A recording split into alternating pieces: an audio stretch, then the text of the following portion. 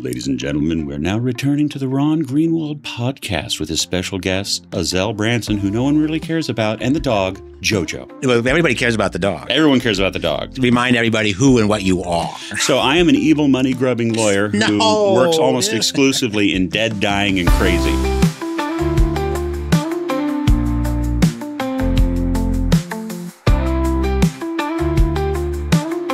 So Uzzell, after episode 1 for those, and again, I'll let you just remind everybody who and what you are. So I am an evil money-grubbing lawyer who works almost exclusively in dead, dying, and crazy. So I handle disputes about people's money, their stuff, and their person when they can no longer speak for themselves because of death or incapacity. And dead, dying, or quote, crazy. What would you how do you define that? So the crazy component is it's very tongue-in-cheek, but conservatorships. So these are people who are alive, who need to be protected. It is a protective proceeding. They cannot make decisions for themselves. Not won't make decisions. If somebody wants to pile their money up in the front yard and light it on fire, dancing around it singing, "I'm a little teapot," go for it. I wouldn't do it. I don't think it's a good idea. But if it's an intentional act, people can do it. If it's the result of undue influence, lack of capacity, they're not really making a decision. They're just acting, or more often reacting. And so for those folks, that's where conservatorships come into play. And ideally, there are a lot of mechanisms to avoid them. I know you talk about powers of attorney and trusts. These are ways to give other people decision-making authority for, I'm going to call the principal, the individual whose stuff it is or for whom the decision needs to be made. This person has signed paperwork that has authorized this other person to make decisions on his or her behalf. Easy peasy. Most of the time that works just fine.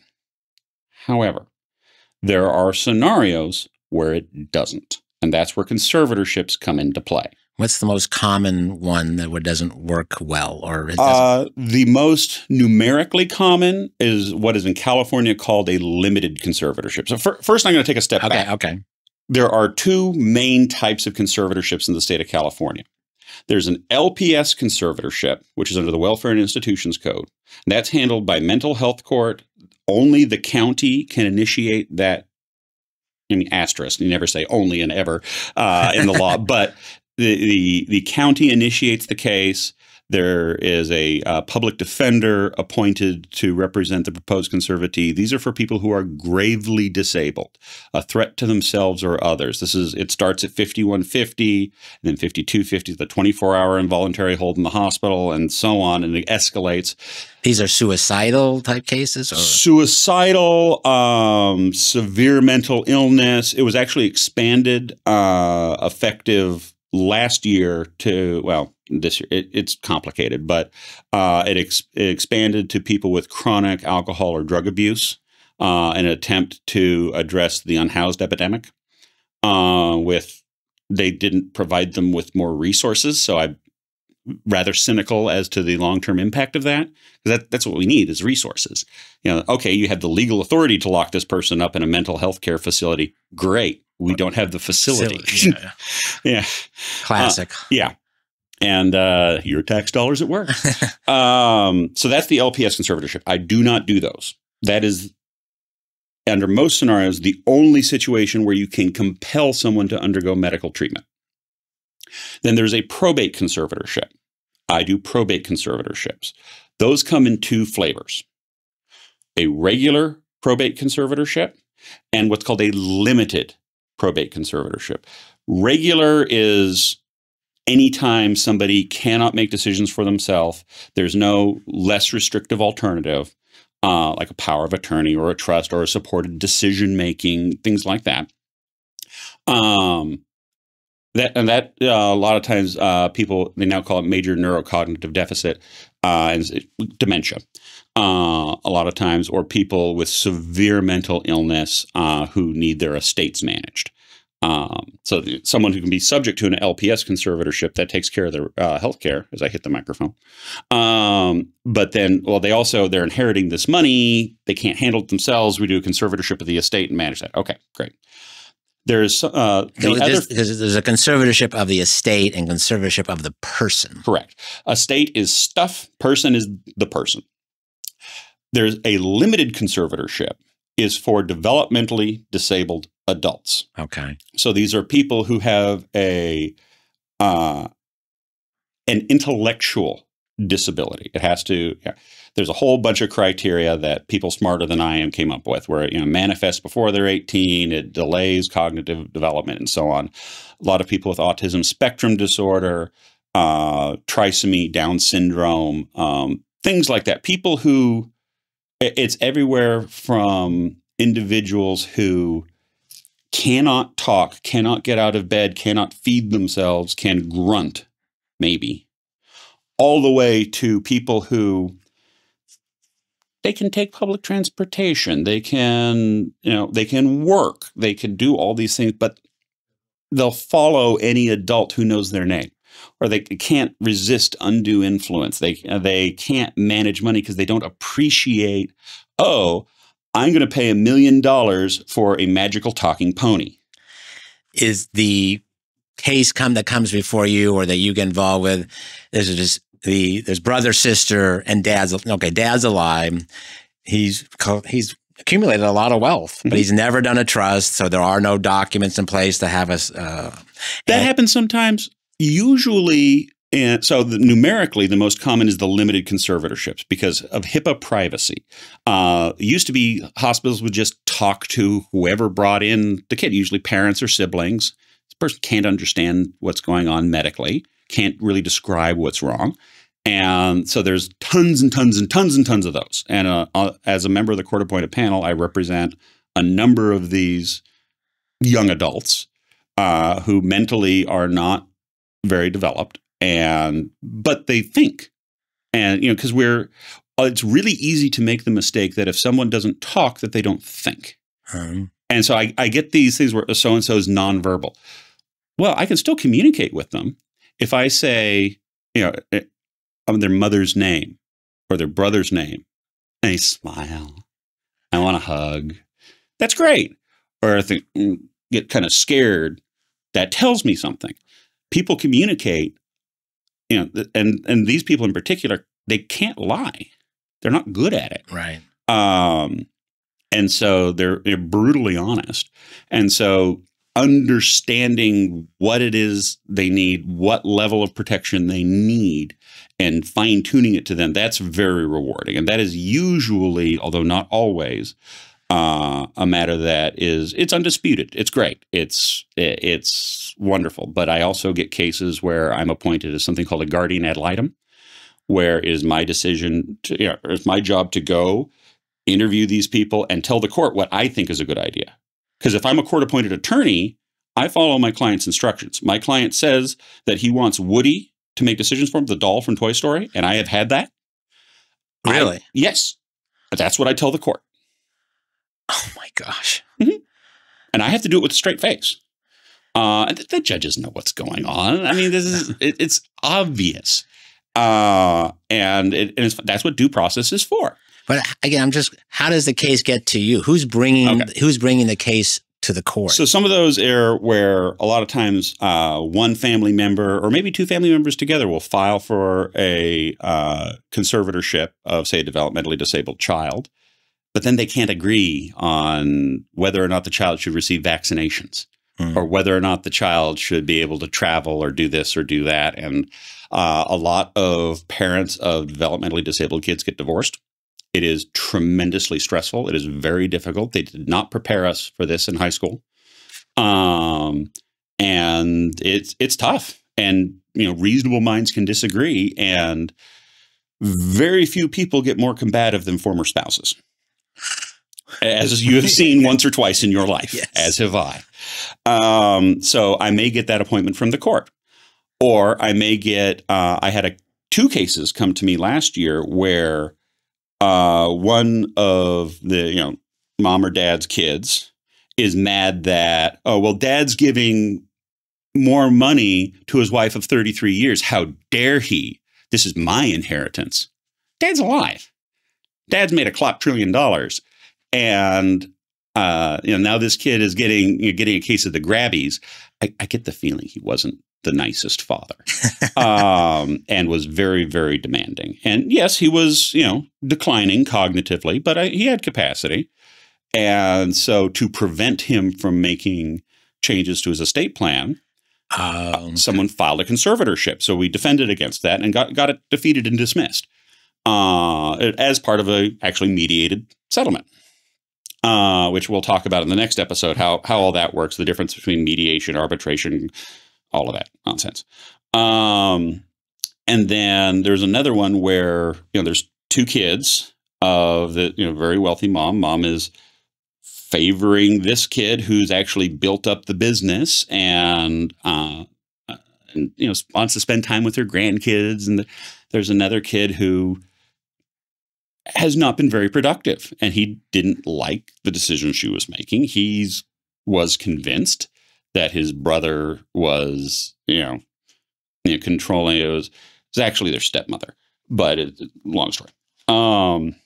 And he filed a conservatorship, and we got that dismissed. The stepson filed it? Well, they're both stepsons. Oh, they're both stepsons. It was, anyway. Yeah, mom died, dad remarried, then made a bunch of money, then dad died. Oh, well, okay. And so it was mom for them.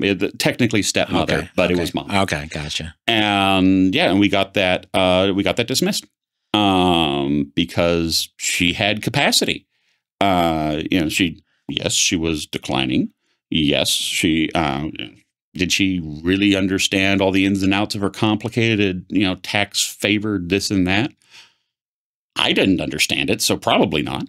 But no, she understood what she owned, who was around, who had been around. And so we defeated that accordingly. Other situations are where a spouse becomes unable to resist undue influence and starts giving money away. Like you said, if they have capacity, they can burn their money. So, I mean, are you getting doctors? There's a doctor, obviously. Doctors know. Well, some of it is scammers. Right. Well, those people should just be. Those people, there's a special place in hell for them right next to people who talk at the theater. Or in the gym next to me. I don't like that either. Oh God, just run on the treadmill, dude. You know what? I will digress. I mean, I just told, will you shut? I don't care about, she's talking about her whole life next to me out loud. I said, I don't give a shit. Sorry. I'm sorry, but it drives me insane when I'm on the elliptical machine. Oh, God, I don't know why I'm doing it. Okay, sorry. No, it's people who just leave me alone. Then again, I'm the kind of person who makes friends in line at the grocery store. So, well, I agree with that, but there's time and a place for everything. Everyone's miserable at the gym. Leave me alone. But at the conference, okay, whatever. Yeah. Where were we? We're talking about where scammers, because there's special place in hell, and so there's a spouse and been just running through money and hiding things from the other spouse. So we have to go in and take away this spouse's right to contract. And it's difficult because this spouse presents very, very well. A lot of people think neurocognitive decline happens in the same way. They get forgetful, they get lost, they can't remember what they were doing. No, usually, in my experience, one of the first things to go is the ability to manage mood and affect. So someone get a lot more irritable. Sundowner kind of. So they're sundowner, or they're cranky and they're flying off the handle, very, very sad. We call it an inappropriate emotional reaction. A lot of times these people were already emotional. So they're like, whatever. There's a big difference. But that's where I see it a lot and you realize this has been progressing for a long, long time, depending on the type of illness, the degenerative condition.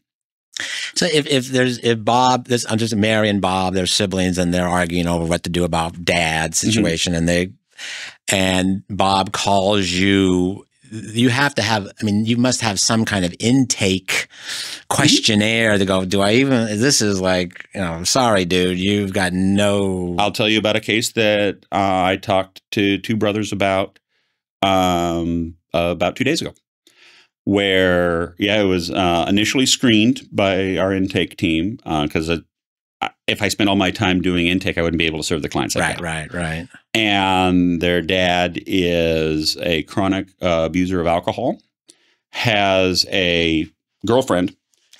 I think she was a girlfriend at one point, substantially younger than he is, and he would pay for them to go on these trips and go on these benders and have a grand old time. Then this is not your friendly neighborhood alcoholic. This is wakes up, pours a full glass of room temperature rot gut vodka and drinks it. Not the good stuff. No. You can't taste anything at this point. And is, you had to have the conversation with these clients of, okay, Dad's going to fight this. I can go in, I can apply for an elder abuse restraining order to get this girlfriend away from him because she's more than happy to go out for drinks, but then gets mad. Oh, he can't take care of himself. I didn't sign up for this. But then she keeps coming back for a party. I think she's got a few substance issues herself, but neither here nor there. And explain to these boys, they're adults. You don't have an obligation to take care of Dad. Usually someone who's this self-destructive has alienated their entire support structure at this time. Correct. Yeah. This guy hasn't. They're close. But their concern isn't so much like, okay, he chooses to drink himself to death. That's his choice. But the problem is he's, one, he's being exploited by somebody else. And two, he's a risk to others. So he's a risk to he's driving without a license. Oh. Lives in a townhouse by himself. He may well burn it down. But the girlfriend's visiting, but does not live with him. In theory, is not regularly there. Goes away for weeks at a time. At this point, he's been in a care. He went to the hospital and been in a post-acute care for a little bit. And so he's getting sober. So he's starting to get better. But he wants his drink. And his ability to communicate is severely impaired. This is at this point just a compulsive behavior because it's all he knows. And so the son's probably one of the big motivators is they're like, we don't want him to drive past a school and hit a kid. How do we stop this? Well, remember how earlier I said LPS is the only way you can put someone in a facility over their against their wishes. Well, for so-called dementia powers, used to be called dementia powers. Now it's a much longer name that's harder to pronounce. If it is the least restrictive alternative, you can get authorization for the administration of psychotropic medications, which sounds impressive. Zoloft is a psychotropic medication, and in any dose. And to be placed in what's called a secured perimeter facility. They can't get out under their own power. And so it's this conversation of, here's all of these things you're going to have to go through to get there. Is it worth it? What are your goals? Right. What are your priorities? Why are you calling me? Do you want to put Dad through this? Well, do you want to put you through this? You do, yeah. At this point, I don't think they give a hot hell for Dad. They don't dislike him. They care for him, but they're like, he's made his choices. This is, they're trying to decide what's right for them to do. But you, as a you're kind of obviously you're a shrink and a psychologist. And I am not not in the professional degree sense. I send my clients to therapy, almost all of them. Okay. I say, one of the things, how are you taking care of yourself? Do you have a therapist, a preacher, a rabbi, somebody, a professional counselor? One, they're cheaper than I am. 2, they're better than I am. 3, and some people will, well, I don't need it. Look, if you fall apart on the stand and blow this case up because you're not taking care of yourself, then like, why should I take your money in the meantime? But my point is more directed. You have to really decipher the sincerity of the sons going, are they just trying to save dad so they can inherit all the money? Which, by the way, there's nothing wrong with that. No, there's nothing wrong with that. But if somebody comes to me and says, look, I don't want him to run up a big civil bill and hurt somebody and spend all this money, because he's fine. He's got plenty of money. He's got a couple buildings and things like that, a couple houses.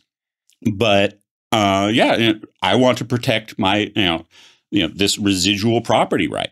There's nothing wrong with that. It's a little callous, but it's like the old the divorce clause. One of my favorite divorce law stories is where in the prenup, it said that if the wife gained more than X pounds from their wedding date, it impacted, I want to say, spousal support or something. And a lot of people look at this and they just go, "Oh, this is horrible! What a monster!" I'm like, well, she was able to put a dollar figure on it. He was able to put a dollar figure on it. This was enforced by the judge, by the way. It's kind of funny. That's a great story. Who am I to say that that's not love? Maybe that for them is love. I'm not married to them. I wouldn't put that. I wouldn't want that. Obviously, I've gained a few, but I'm not going to tell other people how to live their lives. I tell people, look, you've come to me on probably what's one of the worst days of your life. And I get a lot of people saying, I don't know how we got here. I can't believe that these people are out here. I mean, this, so absurd. You probably hear this all the time. And I say, my canned story is, let me tell you about the case I had where a lady beat her husband to death in the kitchen with a ladle. She was just 49 years his junior. He was a retired mathematics professor who turned professional gambler. And after his first wife died of cancer, he decided he wanted to have kids. Kids? He wanted kids. And he went to Vegas, where he married a cocktail waitress, ? Possibly an escort. Brought her back. And she had some substance abuse issues. She went to rehab a couple times, didn't want to go back. They would get in fights. And she brained him with a ladle, fairly seriously. He comes running out the front door as the cops show up, because they know the house, and saying, she's trying to kill me. She's trying to kill me. Gets taken to the hospital where they put him on blood thinners and he dies. Oh. And you're involved in this case? Yeah. And I handled the estate. Oh, the administration of the estate. Mm-hmm. Oh my God. And so not a conservatorship, but that's, so people, they have these. Was it a probate or was it? It was a probate. A probate. Yeah, it was, he had a bunch of half siblings who hadn't been in regular contact with him. And it was so she didn't she wasn't prosecuted. She was.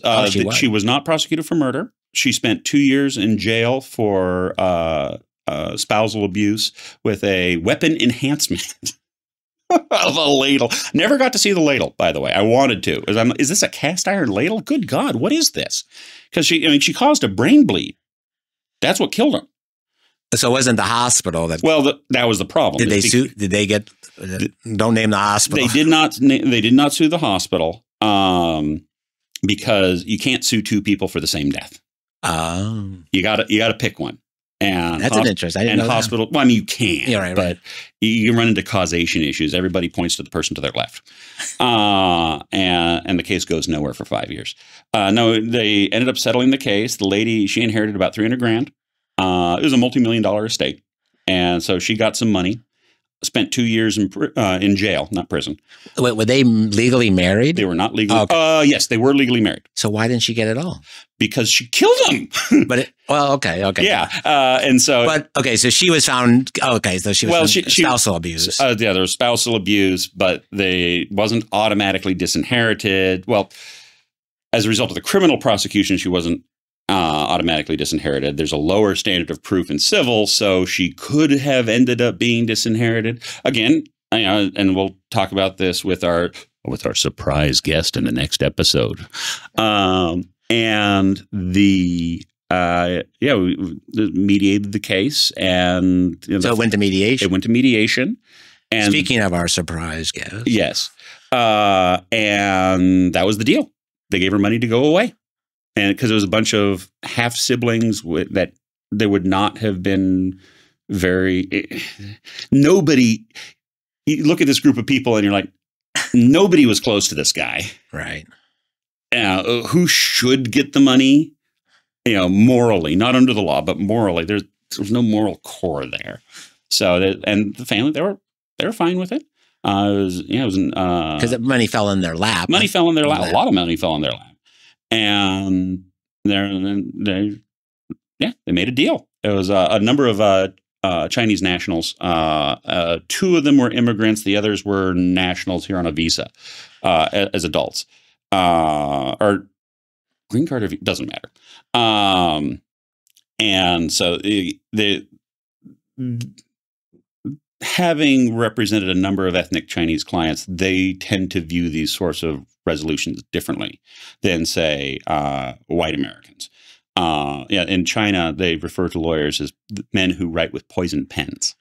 Yeah, it's a very different method of conflict resolution. But so circling back to the whole conservatorship, it's how do you solve the problem? What is the problem? What is the goal to be addressed? And that's then you push the appropriate button.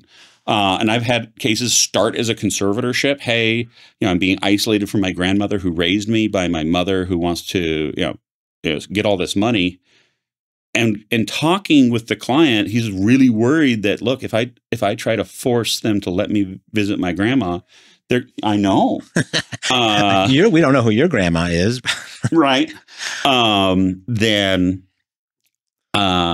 it's going to make her life hell. I don't want to do that. But I do want to protect her legacy. And it's okay. Well, then we shouldn't do a conservatorship, and we should deal with the trust matter. It's figuring out what the client wants and helping the client figure out what the client wants. Usually, in a conservatorship matter, it's I want to protect this person from somebody else, from a sexual predator, from someone who's scamming them out of their money, someone who's tricking them into changing their trust. And you represent both sides of that, the one who's seeking the conservatorship and the person who's they're seeking conservatorship of the conservatee. Yes, well, you could say I represent all 3 sides, depending on the case, where person in favor of the conservatorship, person opposed to the conservatorship, or the proposed conservatee herself. And so you really see every nuance of all this. the different sides. And, I'm getting inserted into people's families. Yeah. And I don't know these people. And the thing with the conservatorship is because there's an ongoing person, this person's still alive, case doesn't just end. Yeah. Not until after the person's dead. And then it takes a while after that. So, normally let's say you file a probate dispute, fighting over who should inherit. Then you get that. And then maybe it's over at that trial. Maybe it's not. Maybe you have a judgment saying, you, sibling, stole this money from mom and owe it back to the trust. You know what you get at the end of a trial? You get a piece of paper saying that they owe you money. Good luck. And then you have to enforce it, which is it can be a whole other lawsuit with a whole new procedure. And it is not fun. Doing debtor exams and, oh God, tilt taps. Uzzell, let's go, because in your beginning days, you did the planning. Mm-hmm. So let's talk about what documents should be in play to hope not have to take it down that road of that. Well, I have bad news that no estate planner wants me to tell you. There is nothing that can be done on God's green earth that can guarantee that this won't happen. Mm. That is because a trust to control money Essentially, the way you create a trust is you transfer money from the creator of the trust, trustor or settlor, to somebody as trustee. Literally, you put that person's name followed by the word trustee, and that puts the world on notice that you're opting out of the default rules of ownership. And then that money is subject to a trust agreement, and it says what happens when the trustee dies, becomes incapacitated, how you tell, and so on. Okay, so that manages those assets. Well, there's some assets that can't be in a trust. Retirement assets, pensions, things like that. So then you get a financial power of attorney. That allows the agent under the power of attorney to literally sign the name of the principal. So if I was your power of attorney, I would write Ron Greenwald, and under it, by Uzzel S. Branson for attorney in fact. And it has the same legal effect as if you signed it. However, as your agent, I am obligated to follow your instructions. So if you tell me, don't pay the mortgage, it's a scam. Under most circumstances, I can't refuse to follow your instructions. You can fire me. You can revoke the power of attorney. So when you get people who are alive but are subject to undue influence or other things, they may revoke it. Probably the most creative revocation of a trust I ever heard of was one where it was torn up. And this is in a published case, the California Court of Appeal. The fellow urinated on it and then lit it on fire. And in the footnote, the court observed the court does not speculate how he achieved one after the other. The judges had some fun with that one. I've used that case too when I taught. Oh yeah, I should probably tell you that I teach. Yeah, we didn't mention that. Yeah. Where at UC at USD? Yeah, University of San Diego. I have taught as an adjunct professor, and my goal is to retire into teaching. Oh, you'd be a fun teacher. Students either loved me or hated me. I like you. Yeah. And they like JoJo. Yeah. But it was lawyers don't, there's an old joke. Lawyers don't die. They just lose their appeal. Yeah. Careful with that joke. It's an antique. Really? Yikes. Oh God, maybe we should edit that one out. But I watched my dad practice until it wasn't fun. And then I watch him and he's happy. He's enjoying his life, but his job was his life for 53 years. That's a long time. And there was no plan for him to transition out of it. It's like he'd been throttling back for years, but his father had died at his desk. And my father was born in 1944. They did not cover career transitions in high school. And I've watched a lot of attorneys get to the end of their practice where they should retire and they just won't. And they implode and their clients get hurt. And I don't want to do that. That's not me. I love practicing law. I really do. You can have a passion. It is a calling. It is not my favorite thing though. My favorite thing is being a dad.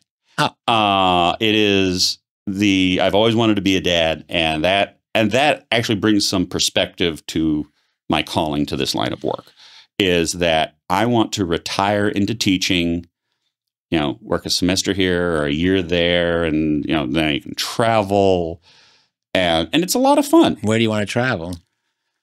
I don't know. All over? Yeah, mostly the United States. There's a lot of this country I haven't seen. Oh, okay. And my daughter's just getting old enough where she can really enjoy it. She's old enough to enjoy camping. And of course, theme parks are great. But if I took, she's just about old enough to go to the Grand Canyon or Yosemite or things like that. Okay. And really appreciate road trips, real road trips. Yeah, road trips. And now again, she's not a teenager yet. So I've got a very narrow window. Yeah, you're going to lose it for... Yeah, so I'm told. Because dad is brilliant today, but dad's brain power goes very sharply downwards and then it comes back. It's amazing. I hope so. Although it's funny, I've been taking her to hockey games since she was 3 years old, so she knows how to trash talk. And so every now and then she'll catch me looking. Well, give her a field hockey stick. I want to. For a while, she was talking about doing roller derby, and there is a youth roller derby league. Really? Yes. You grew up in the T-Birds. Yeah. Did you watch the T-Birds play? I did not. You were too young. You're too young. Yeah. Okay. Because I used to go to the Shrine. I'm really dating myself. I used to go to the Shrine Auditorium to see the wrestling matches, which were all fake, obvious. How dare you? I know. God forbid. And the roller derby. Yeah. So there you go. How old I am. It happens. Yeah. But yeah. So in this calling, I love to teach, and I love solving these problems for people and watching them. A lot of clients don't really appreciate what you do when you're doing conventional litigation. They ended up with money. Thank you for getting me through this and solving the problem. If you save somebody's dad or mom or kid, you get to see that thankfulness, because they literally, as a parent, not being able to help your child. And we've all been there when someone else stepped in and did what we couldn't for our own child. That gratefulness and appreciation. My first contested conservatorship was this was an ugly, ugly case. Lady was power of attorney and trustee for mom. And mom and dad had sold their house. They put the money down on the house that they bought jointly with their daughter. Okay. And the deal was daughter makes the payments and then she'll inherit it. Dad died. Continuing along. Brother is kind of, so my client was a social worker, handled work. This is the daughter. The daughter is my client. She child welfare cases. So she's in tune to this. Yeah.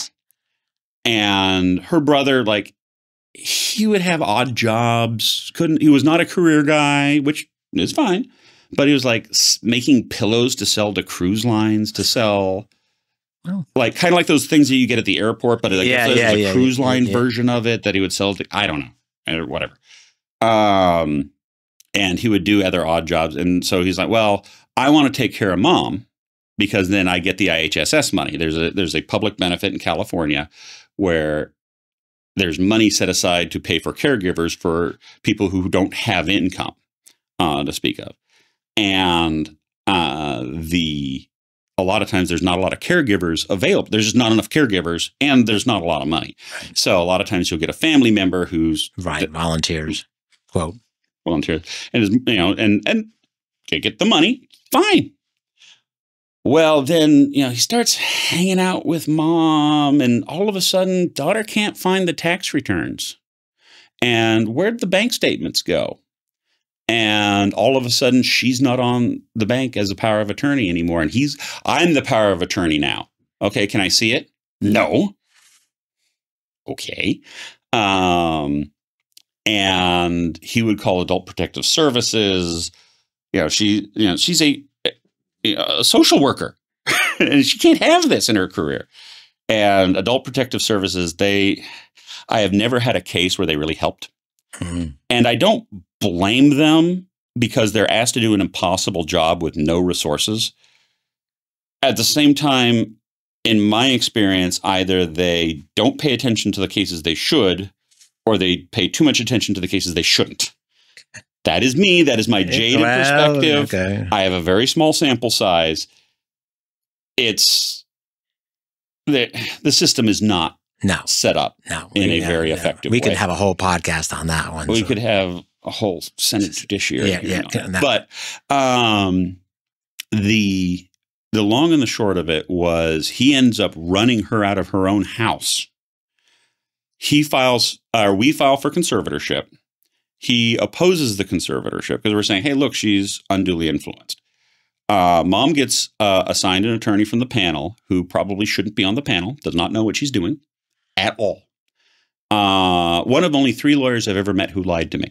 People always say lawyers are liars. Lawyers are very good at not lying. I will tell you the truth. I will tell you the truth from a certain point of view. Is a truth I can back up. I may not tell you all the facts because I don't have to, but I will not lie. It doesn't work, for one thing. Right. Yeah. Truth always comes out. It tends to. She actually lied to me, which was bad. That was an eye opener. But in this case, the judge allowed the brother to object without ever filing anything. Because normally I file a petition, you want to oppose it, you have to file an objection. I just let him show up and talk. Like, well, that was fun. And the case kind of progressed and it was okay. So we're going to take turns taking care of mom. And then we're going to have, the in-home caregivers and all this. And, son, mom needs to stay in her home. That's what she wanted. Well, there's only so much level of care you can get in your own home. Now, if you've got $1 kajillion, you can set your home up any way you need to. If you don't, there's only so much care you can get in your own home. Correct. And one thing a lot of people don't understand is that it is very important for people to move into memory care while they can still form new memories. So before they really need it, because if they don't, they will tough wake up every day not knowing where they are. Tough move. It is a tough move, but you have to have those very candid discussions with them and have them consider things that they never would have. They don't teach this in high school. They don't teach any of this no. in college, high school, or life, to be honest with you. It's just, unfortunately, that's the way it is. And so that's why, it's a big part of my job. How did this case end up? Actually, so he refused to answer some discovery. I'd sent him some written questions. He refused to answer them. I brought a motion to compel, which includes what's called discovery sanctions, where he's ordered to pay me, a couple grand. And he didn't want to do it. So I talked to my client and I said, look, I can squeeze this guy, but the goal was she wanted, and at this point, mom had done a trial run. She's like, yeah, sure. I'll try this care facility. Let's see what it is. And she liked it. So she moved in voluntarily. Great. We didn't have to compel her. It's not a secure perimeter. It's fine. It's memory care.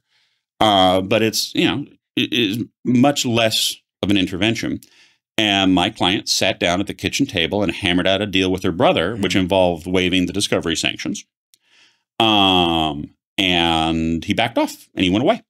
And kudos. We were able to dismiss the case voluntarily. We didn't need the case. And she got her mother back. She got her home back. And that was one of the nicest clients. We've stayed in touch. Oh, great. I send her pictures of my daughter as she's getting older. That's awesome. And she lets me know her son got married and send me pictures and all that. And it's, getting the court order isn't always the goal. In fact, it's rarely the goal. It's just a tool. Litigation is a tool to force people to sit down. You have to answer this or I'm going to get a default judgment in your absence. If you want to participate, you have to come up and you have to speak. And then, and that can ultimately go to a trial where I say my evidence, you say your evidence, through witnesses and documentary evidence, and then the judge makes a ruling, and that's the decision in the case. And a lot of times you'll parcel off bits and pieces of cases. Uzell Branson, super lawyer. RMO lawyer. I am. In San Diego. Senior lawyer. I'm a senior lawyer. Senior super lawyer. Senior super lawyer. SSL. Yeah. SS, not SNL, SSL. Yeah, that's a new certification. I should get that. Super senior lawyer. Super senior lawyer? That sounds less cool. So this is part 2, and with your incredible radio voice, prep people for part 3 of our 3-part series. In a world where people have problems they can't solve on their own, what do? They bring in the Mediator. We'll end it there.